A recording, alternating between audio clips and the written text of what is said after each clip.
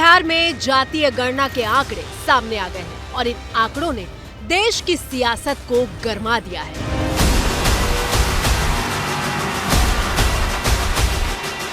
चुनावी राज्यों के ये आंकड़े किस तरह से असर डालने वाले हैं, इसकी बात करेंगे। पहले देखिए बिहार से क्या आंकड़े आए हैं। मोटे तौर पर समझें तो सबसे ज्यादा अति पिछड़ा वर्ग की आबादी है जो 36% है। पिछड़े वर्ग की आबादी 27% है। एससी आबादी 19.65%, एसटी की 1.68% और सामान्य वर्ग की आबादी 15.52% है। ये आंकड़े सभी धर्मों के लोगों को मिलाकर है। अगर इसमें से कुछ प्रमुख जातियों के आंकड़े की बात करें तो अकेले सबसे ज्यादा आबादी यादवों की है जो प्रदेश में 14.26% के साथ टॉप पर है। इस जाति के वोटरों पर लालू यादव की अच्छी पकड़ है। सीएम जिस कुर्मी जाति से आते हैं उसकी आबादी महज 2.87% है। उपेंद्र कुशवाहा जिस कोयरी बिरादरी की राजनीति करते हैं उसकी आबादी 4.21% है।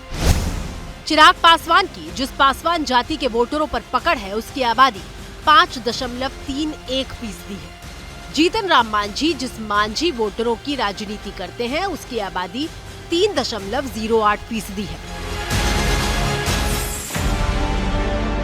जातीय गणना के इन आंकड़ों में वैश्य समूह को अलग अलग जातियों में बांटा गया है। इस वोट बैंक पर बीजेपी की पकड़ है। इसके अलावा सवर्णों का जो वोट बैंक बीजेपी का माना जाता है उसके आंकड़ों को समझिए।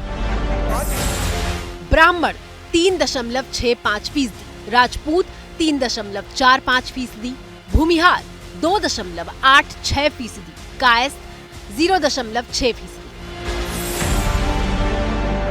ये कुल 10.5% के आसपास का आंकड़ा है। राजनीतिक गलियारों में और खासकर टीवी प्रिंट मीडिया में बिहार की जाति के जो आंकड़े पहले से चलते रहे हैं उसको आधार माने तो सवर्णों के साथ ही नीतीश कुमार की जाति कुर्मी वोटरों की संख्या कम हुई है। सरकार कह रही है कि अब इन आंकड़ों का इस्तेमाल विकास और योजनाओं को बनाने में किया जाएगा। ये तो रही बिहार की बात। अब इसी आधार पर बाकी राज्यों में भी जातीय गणना की चर्चा होने लगी है। आज ही पूर्व सीएम और कांग्रेस नेता दिग्विजय सिंह ने कहा कि सत्ता में आएंगे तो प्रदेश में जातीय गणना कराएंगे। सरकार ने जातीय जनगणना के आंकड़े प्रस्तुत कर दिए हैं सर। बधाई।